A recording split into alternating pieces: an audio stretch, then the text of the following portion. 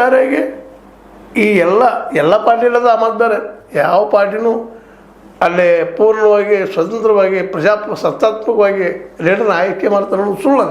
ಪ್ರತಿಯೊಂದು ಪಕ್ಷದಲ್ಲೂ ಆಂತರಿಕ ಪ್ರಜಾಪ್ರಭುತ್ವ ಇಲ್ಲ ಈ ದೇಶದಲ್ಲಿ, ಈ ದೇಶದ ಎಲ್ಲ ಪಾರ್ಟಿಗಳಲ್ಲಿ. ಹೀಗಾಗಿ ಅದು ಕಾರಣದಿಲ್ಲ ಅಂತಲ್ಲ ಅಭಿಷೇಕ್ ಮಾಡಿದ್ದೀನಿ ಸುಳ್ಳು ಅಂತ ಹೇಳೋದಿರಲಿಲ್ಲ. ಬಟ್ ಇಲ್ಲೇನಾಗ್ಯದಪ್ಪ ಅಂದ್ರೆ ಈ TMCಯನ್ನು ಹೊಡೆಯೋದಕ್ಕೆ ಇವೆಲ್ಲ ಕಾರಣಗಳಿಟ್ಕೊಂಡು ಇವತ್ತು TMC ಹೊಡೆದ್ರು. ಅದೇ ಕಾಲಕ್ಕೆ ಮಹಾರಾಷ್ಟ್ರದಲ್ಲಿ ಶಿವಸೇನೆ ನಮ್ಮ ಉದ್ಧವ್ ಠಾಕ್ರೆ ಅವ್ರದ್ದು, ಅದೇ ಕಾಲಕ್ಕೆ ಇನ್ನೊಬ್ಬರು ನಮ್ಮ NCP ಶರದ್ ಪವಾರ್ ಪಾರ್ಟಿಯನ್ನು, ಇದೇ ರೀತಿ ಇನ್ನುಳಿದ ಇನ್ನು ಅಖಿಲೇಶ್ ಯಾದವ್ ಪಾರ್ಟಿನೂ ಹೊಡಿಲಿಕ್ಕೆ ಸಾಧ್ಯದ.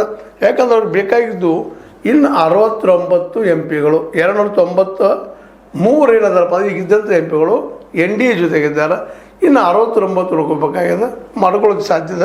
ಇನ್ನು ರಾಜ್ಯಸಭೆಯಲ್ಲೂ ಸಹಿತ ಈಗಾಗಲೇ 3 ಜನ MP ಗಳನ್ನ ರಾಜ್ಯಸಭೆಯಿಂದ ತಮ್ಮ ಪಕ್ಷಕ್ಕೆ ತೆಗೆದುಕೊಳ್ತಾ ಇದ್ದಾರೆ.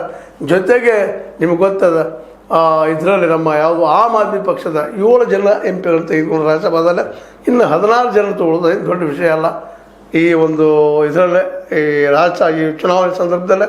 ಯಾಕಂದರೆ ಈಗಾಗಲೇ ಮಧ್ಯಪ್ರದೇಶ ಇಲ್ಲೆಲ್ಲ ಗದ್ದಲ ಮಾಡಿ ತಮ್ಮ ಮಂದಿನ ತೆಗೆದುಕೊಂಡಿದ್ದು ನಾವು ನೋಡಿದ್ದೀವಿ. ಒಟ್ಟಾರೆಯಾಗಿ ರಾಜ್ಯಸಭೆ ಮತ್ತು ಲೋಕಸಭೆಯಲ್ಲಿ 2/3 ಮೆಜಾರಿಟಿ ಆಯ್ತಪ್ಪ ಅಂದ್ರೆ ಡಿಲಿಮಿಟೇಷನ್ ಆ್ಯಕ್ಟ್ ಪಾಸ್ ಆಗ್ತದೆ. ಒಮ್ಮೆ ಆ್ಯಕ್ಟ್ ಆಯ್ತಪ್ಪ ಅಂತಂದ್ರೆ ವಿರೋಧ ಪಕ್ಷಗಳು ಇನ್ನೆಂದೂ ಗೆಲ್ಲಕ್ಕೆ ಸಾಧ್ಯ ಇಲ್ಲ.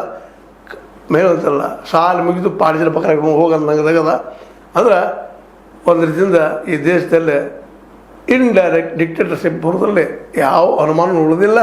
ಆದರೆ ಇವತ್ತು ವಿರೋಧ ಪಕ್ಷಗಳು ಈ ದಿಶೆಯಲ್ಲಿ ಒಂದಾಗಿ ಹೋರಾಟ ಮಾಡಬೇಕಾಗಿತ್ತು. ಇವತ್ತು ಅನಿವಾರ್ಯದ ಇದರಲ್ಲಿ ಏನೇನು ಆಗ್ಬೋದು. ಕಾಂಗ್ರೆಸ್ ಅಂತ ಈಗ ಬರಲಿಕ್ಕೆ ನಮ್ಮ ಮಮತಾ ಬ್ಯಾನರ್ಜಿ ತಯಾರಿದ್ದಾರೆ ಅಂತ ಹೇಳ್ತಾ ಇದ್ದಾರೆ. ಇನ್ನು ಬಂದಾಕರೆ ಬಂದಿಲ್ಲ.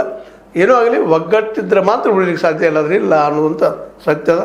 543 ಏನಪ್ಪ ನಮ್ಮ MP ಸೀಟ್ ಇದ್ದಾವೆ, ಅದರಲ್ಲಿ ಮೆಜಾರಿಟಿ 272, ಈಗಾಗಲೇ ಅದ 293 ಸೀಟ್ಗಳು NDA ಜೊತೆಗಿದ್ದಾವೆ.